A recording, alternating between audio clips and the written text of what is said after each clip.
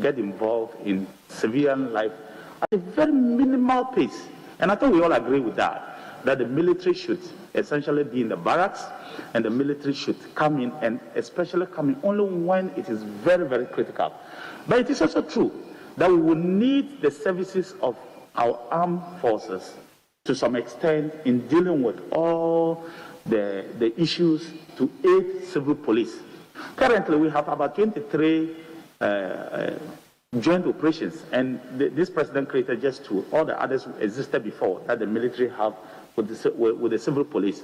And I think that your concept of National Guard is something that, as a country, we should look at. We should look at carefully to see whether is it not possible to have a National Guard that is more like if you go to the French country, they have the military and they have the gendarmerie, so that they are like the military police who deal directly with the people on a daily basis. So you see them on the street, they are not real combat, as you have said, but we don't have that system. So for me, it's a conversation that we can carry forward, and I will consider it if this House graciously gives me the nod to look at, and I'll deal with you to look at how we can look at it and put that forward for us as a state to consider, including members of this committee through the Committee of Defense and Interior.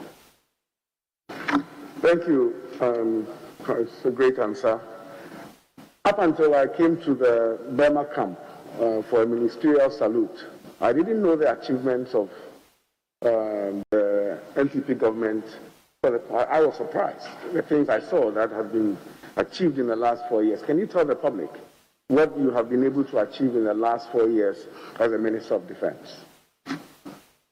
Did you say the NPP government or the minister? No, if it's NPP government, I will disallow it because we don't want. I want, as a minister. As a minister, as a minister, what he has been able to achieve in the last 4 years. Mr. Chairman, this government over the last 4 years has really achieved a lot for the military of Ghana and ultimately for the people of Ghana. And I think that one of the areas we tackled was a concern of the minority leader who always talked about housing for the military. It's one of the biggest problems that we have had. If you remember, this House graciously approved a loan of $100 million for me and for the ministry to carry out a serious housing project. It has enabled us to change completely the military academy and training school. So you go there, it's a first-class institution. And by next year, this time, I would invite Parliament to go there, if you give me the nod. First-class institution that we are putting up there, serious structures. Now, if you go to the Civ Garrison in Tamale, accommodation is being put up for our men and women of the armed forces. Kumasi, they are starting. Sunyani, they are starting. In Tapradi, they are doing the same. In Ho, they started. In Accra, too, the same thing. In fact, Mr. Chairman, I came to meet projects that were abandoned since 2017 under what we call the SNIT housing project. We've actually completed 80% of them. I came to meet projects that my good friend Dr. Kumbo had started, about 38 housing projects. I've actually completed, leaving only about 3 projects out of them. So for infrastructure projects, it's unprecedented. We've never seen some before for a long time to come. For a long time now, we've done a lot of infrastructure projects. The housing, the military roads, what we call barracks roads across the entire garrisons, have been fixed at a rate that I can only describe as very, very impressive. If you go to Nutokwa in Volta region, where the Navy, for the first time, is now having a first-class training institution, and these facilities were put up in a record 1-year period, you will marvel that the armed forces, plus myself and the government, will put up these facilities of close to over 10 buildings across to train our Navy and to ensure that they have places to be able to do that. Mr. Chairman, vehicles, as we've also seen in the media, we keep donating vehicle upon vehicle, re-equipping the armed forces throughout. And one thing that has really touched my heart is what we gave the armed forces when it came to transport, buses for them to be able to have. Before we came to power, a lot of the members of the armed forces were being transported in what we call TCVs, troop carrying vehicles. The ordinary man knows them as bongo vehicles, even for funerals, even for weddings, even for social gatherings. But the government immediately, within 6 months, managed to procure 50 luxurious buses for them. And today, I think that it has served them very well. If you ask any member of the armed forces, they will tell you that that has been the case. One other thing that the soldier will want is what is in there for me, what is really in there for me as a person. Salary rationalization has never taken place in the armed forces over the last, say, 15 years. The last time there was salary rationalization was, I think, in 2006, 2007. And, Mr. Chairman, I'm happy to report to this House that we have rationalized the salary and allowances for the armed forces to at least come apart with the other security services. And this has really boosted the morale of the members of the armed forces for me. And if I want to count or enumerate the achievements, I believe that I'll take about 3 hours to do that. And I don't want to take 3 hours. Thank you. We don't have 3 hours for you on your achievements. Yes. Honorable Minister, last question. Personal satisfaction, I think you touched on a bit in your last submission, or as they call it in the barracks, morale. What is the level of personnel satisfaction currently at our basis? And even if it is high, like you just said, people ask for more. What are you going to do to enhance it? And if it is low, what are you going to do to make sure that morale is high at our basis so that, like I always say, no soldier is trained to die for his country. You train so that your opponent will die for his, so that they are ready in their mindset if such morale is high.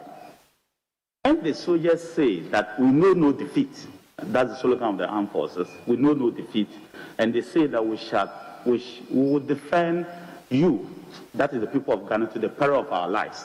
It surely means that when bullets are flying and all of us are running, you expect the soldier to go and face those bullets. So the best you can only do for them is to give them what they need to be able to do their work and do it properly. So we are providing them first with what they need to be able to feel safe. Today we are trying to mechanize the armed forces. So you see that we keep bringing armored vehicles so that we have mechanized armed forces. You don't want to give soldiers pickups to go to battle with because you're exposing them to bullets. And so we are trying to do that. It's bringing a lot of morale to the members of the armed forces. Mr. Chairman, like I already talked about salary rationalization, every human being will want to ensure that at least he can leave something in the bank when the man ends. He can take care of his kids. He should be able to make sure that at least at the end of the day, he can feed his family. And I think that it's one consideration we consider to bring the salary rationalization to ensure that the members of the armed forces at least are par with the rest of the others. But one decision that we took, which I think has helped the members of the armed forces, and any of you who have relatives in the 91 group or 92 group can ask them, when we extended the run-out date is the day you'll be released from the armed forces. It used to be a maximum of 25 years. We extended it by an extra 5 years, and that has really helped the members of the armed forces. And I remember a week ago, a member of the armed forces, the 91 group, came to my office. He wanted to come and see me. I didn't understand what he was looking for. Then he said, "Sir, I just came to thank you." I said, "What is it?" He said, "If not for the decision you took, I would have been home 5 years ago. But today I have finished my house. And I want to really come and let you know, if I didn't do that, because I'll be going home next year, but if I didn't come and do that, then my God will not forgive me." That statement sums up what the morale is when it comes to the members of the armed forces. And I think that we should continue with that. If we believe that people should die for us, then we should give them what they need. We should at least sacrifice for them. And I'm happy that the Minister for National Security said we should try to give them resources, not just the armed forces, all the security services. We should give them resources to be able to do their work. And I hope this House would assist us in that process to ensure that they get the resources to do their work. Thank you. So that's enough. Yes, Ayaga before you.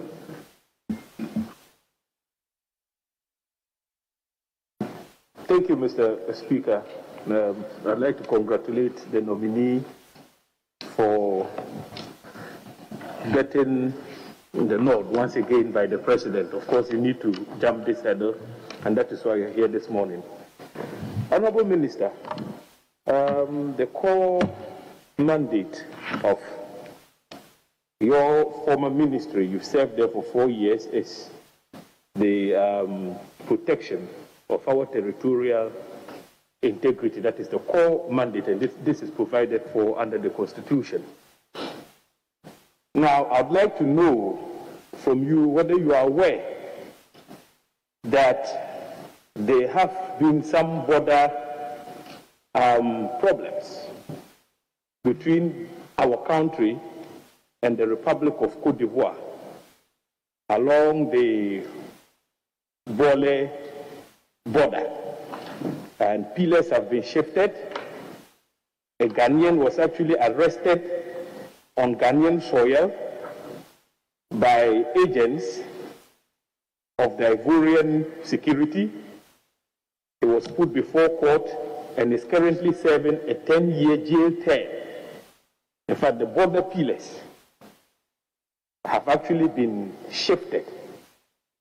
That, for me, amounts to aggression by a foreign nation. What has been the response of your outfit? Mr. Chairman, I want to say that Ivory Coast, members of the people of, or the public in Ivory Coast, or the citizens of Ivory Coast and Ghana, are essentially brothers. In fact, our neighbors, it is only an artificial border that divides us. Otherwise, we're essentially brothers. I'm aware of that incident, and I'm aware of the problems of what we call Dollar Town. That's what you are talking about. It's a town around Tinga, Bole area. It's a mining area and has a lot of rich minerals, so a lot of people go there to do this, and we are aware of it. But what we did, which we, of course, my ministry should not be the first to respond, is to give it to the foreign ministry, and they have been engaging their Ivorian counterpart, not just only on that, but the general security of that particular area to ensure that that is done. There was an allegation that he was arrested on Ghana soil. That's why I use the word allegation. But we are dealing with it through the diplomatic channel. It is not in our interest to start using the military as a first point of call when issues like that are there. But what we have done to secure our citizens is to put an FOB, with the one I mentioned earlier, around Bole area. We're going to put an FOB around Bole area to respond to some of these things. But it's not a sign of aggression. And I think that we should step down the sign of aggression a little bit and let the diplomatic channels go through the process first. And I believe that it has worked before and to continue to work. And at the appropriate time, those kind of things happen. It happens to us. We collaborate a lot under the initiative, what we call the Accra initiative, that was set up by this president. We collaborate a lot. And the National Security Minister said it yesterday. It has been a huge success that we spearheaded it, and all the countries around us are part of it. So if there is a problem, we try to use those channels to resolve the matter first before going for the last resort, which is the military intervention, which I hope will never get there, not under this, my watch or the president's watch, not at all. Yes, Honorable Minister, you indicated in an earlier response to a question posed by my colleague, Honorable Samson Ahi, that the military is not the lead agency charged with the duty to maintain internal security, and that it is only when the agencies of state charged with that mandate are overwhelmed that the military comes in upon invitation. But, Honorable Minister, in recent times, it appears the contrary has become the norm, to the extent that we have seen pictorial evidence, I have seen, of soldiers deployed to perform land guard duties. And this happened not too long ago in one of their Achim towns. The soldiers then had an open confrontation with some members of the community in question. It was a nasty scene. Then also in the Asante region, specifically Tontokrom, a few weeks ago, a documentary was aired by Multimedia's Erasmus Asaredonko.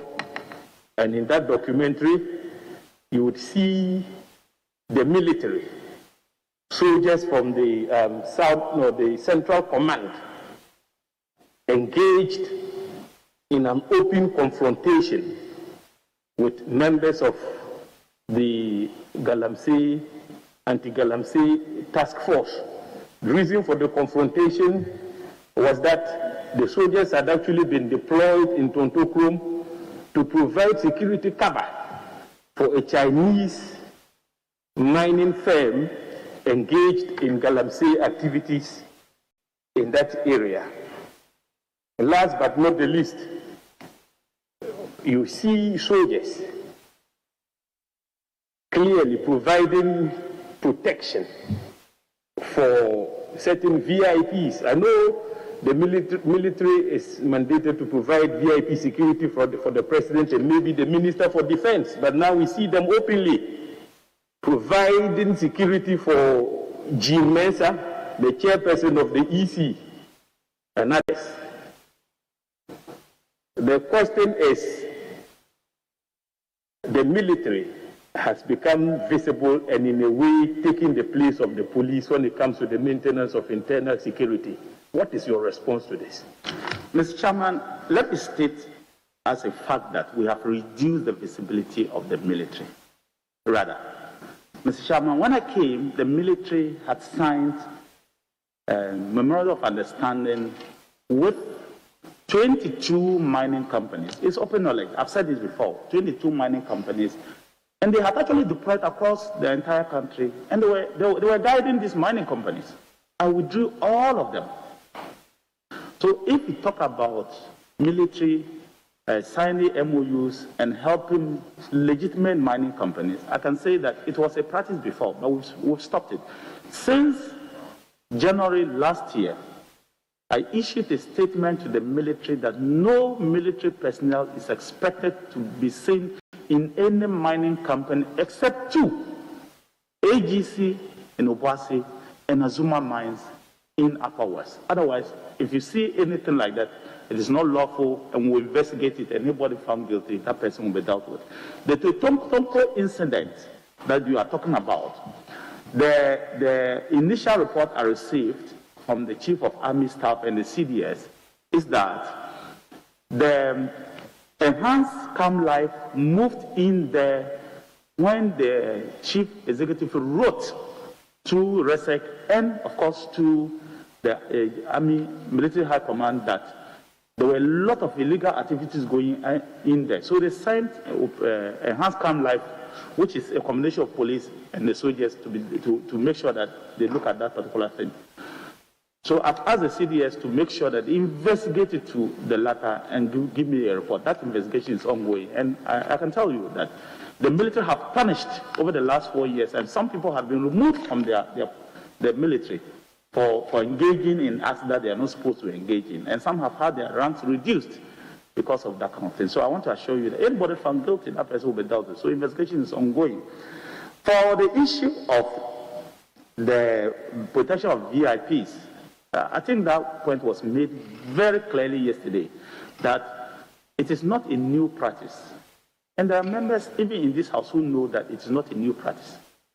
That if an assessment is made, a security assessment is made on a particular VIP, and we believe that we should use a military person temporarily, we will do that.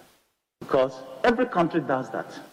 You may not know, but it happens all across the world. Some are even in plain clothes, some may be in uniform, but it all depends on the message that is supposed to have been sent. But it is not a norm that the military will be guiding VIPs. You already mentioned statutorily the people that the military should deal with. The president, the vice president. And because there is a minister in charge of the military, you always use the military for him. Otherwise, it's not like that.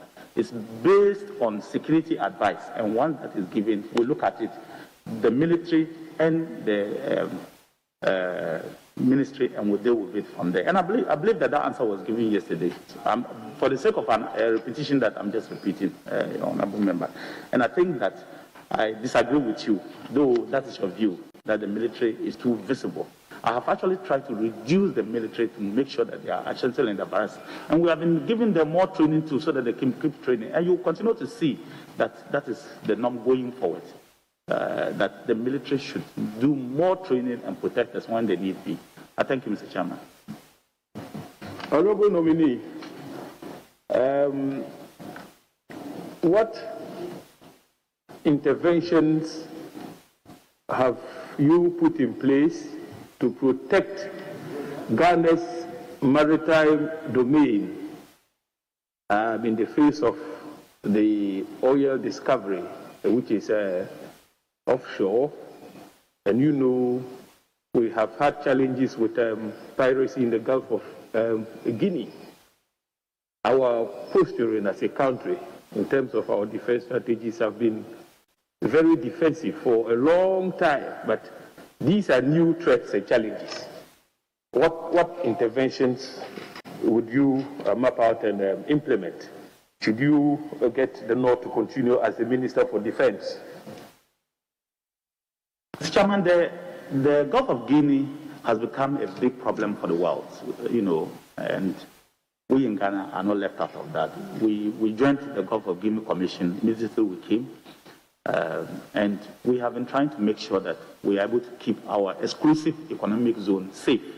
And as part of it, the government has awarded a contract to build a military base at Nzelizu Western region for us to be able to reach the exclusive economic zone, particularly the oil fields, in record time. It used to be 4 hours from Takoradi. Today, if that military base is complete, we will reach there in 25 minutes. And I think that is something that the government is doing. So we are re-equipping the Navy from the FOB through their boats to ensure that they can protect all of us. For future plans, we are looking at doing same in the eastern part so that we can have an envelope of security within the naval base, within the exclusive economic zone, which is about 550 kilometers, and then 300 nautical miles, 200 nautical miles inland, which is like 300 kilometers. So we are trying to do everything to ensure that we can protect. The steps have already been taken, a contract awarded, and those things have been done.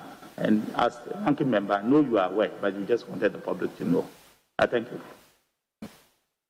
Honorable Minister, nominee, Operation Calm Life is a combined effort between the military and the police to provide security. It's essentially an anti-armed robbery mission. But it appears their operations are limited to certain parts of the country. Talking about the upsurge in armed robbery cases in the Upper East region, notably Sandama, my own district capital or municipal capital, we have recorded a number of armed robbery incidents in that area. It appears the police have been overwhelmed. They are doing their best, but I'm wondering whether, if you have the nod, you'd consider extending the operations of the Operation Calm Life to that part of the country to augment the efforts of the police. Mr. Chairman, let me praise the police service and the armed forces for what they have been doing over the years in doing Operation Calm Life. But as stated yesterday, it is not enough because we don't have the resources to be able to give them everything they need. So they are doing what they will have to do, the limited resources. We'll keep giving them the resources to continue to do what they want to do. But I want to give you some good news. One of the 4 operating bases, which is what I call the military base, will be sited around the Vrongo area. And I think that it will help in trying to put permanent military within that particular enclave. But in the short while, I will take it up with my colleague, the Interior Minister, to ensure that we increase the presence of the police and the military within that area to temporarily resolve that matter. But in the long run, we are putting the military within that area to assist the general police when they are needed, because we don't want a situation where they have to come from Boku or Tamale or what. It's very far. when they are needed. Once we put an FOB in that area, I believe that it will be done. So if they give me the nod, it's one of the first things that I want to do from this year. I thank you, Mr. Chairman.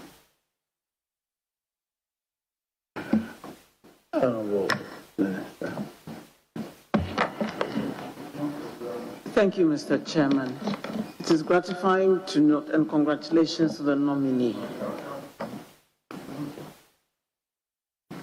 It is gratifying to note that steps are being taken to equip the Navy to protect our oil resources. That was the question that I was actually going to ask. Because in 2015, as part of my program in Kofi Annan, we did visit the naval base and take a ride to the oil fields, and it took quite a while to get there. So it is gratifying to know that 5 years on, steps are being taken to equip the Navy to protect our oil resources and other challenges that we have along our coast. Now, my real question is, you've been at this same position for the past 4 years that you're being nominated for.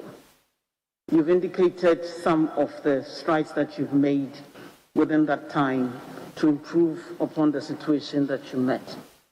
I doubt if you've been able to resolve all the issues that you met, and some may still be plaguing our defense sector. So what are some of the major challenges you faced in the last 4 years, and how do you intend to resolve them if giving the nod? Mr. Chairman, undoubtedly, accommodation is one of the biggest challenges that members of the armed forces face. Like I said, we've already started under the barracks regeneration program, and we'll continue to ensure that members of the armed forces have accommodation. My vision, if I can achieve it, is to ensure that all members of the armed forces are in the barracks, so that we can make sure that there's discipline and morale within the armed forces. It is very, very important for us that as far as you are a serving soldier, you should be in the barracks and not in a rented apartment or even your house outside your barracks. So I want to do that as much as possible, and it's one of the things that if this House gives me the nod, I'll continue. We need to also modernize the armed forces. Modernize them in terms of weaponry, modernize them in terms of technology, and leverage technology to be able to fight terrorism. Like stated yesterday, you may not have a full army coming to attack you, but you have cyber security. You are going to have terrorists who may use different things. They may use drones, they may use cyber to attack you. So you have to modernize the armed forces, and some of the things that we'll continue to ensure that we'll do. Training. A soldier who does not undertake training may even forget how to shoot a gun. And in danger might not be able to do much for the nation. And so you need to stimulate battlefield experience for your soldiers, even when there's none. And so the firepower demonstrations that the soldiers go, and I will invite members to continue. If you give me the nod, I will invite members to at least witness one, to see how soldiers are within the battlefield. When you hear the guns shoot over your head, even as a visitor, then you begin to see how they feel. The sounds of guns, then you will get to know what is necessary. So training is another thing that is essentially necessary.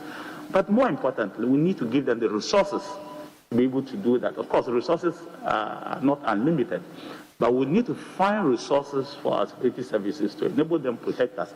There are too many contemporary security issues that are emerging that otherwise used not to be present. But today they are emerging.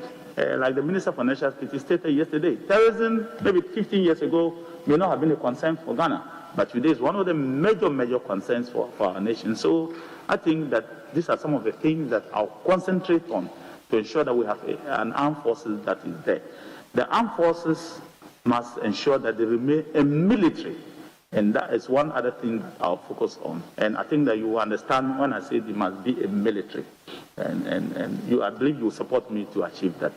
I thank you, Mr. Chairman.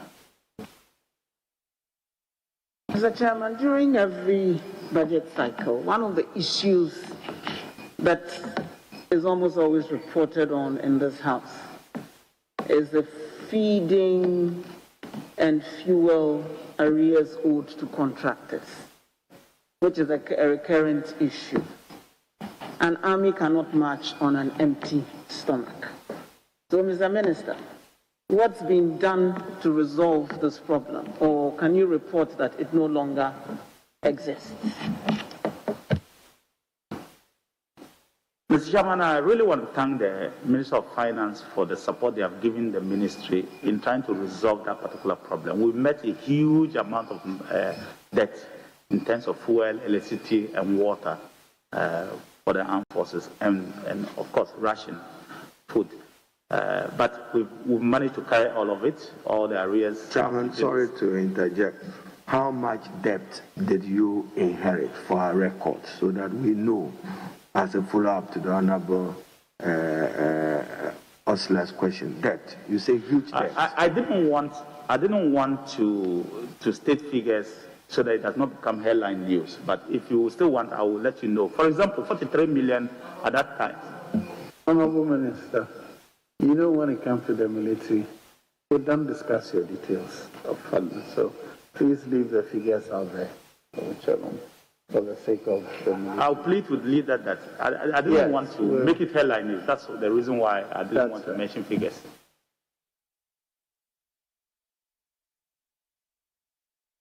Can I ask my final question now? That was your third question, right? No, second. Okay, go ahead. I'll be very brief.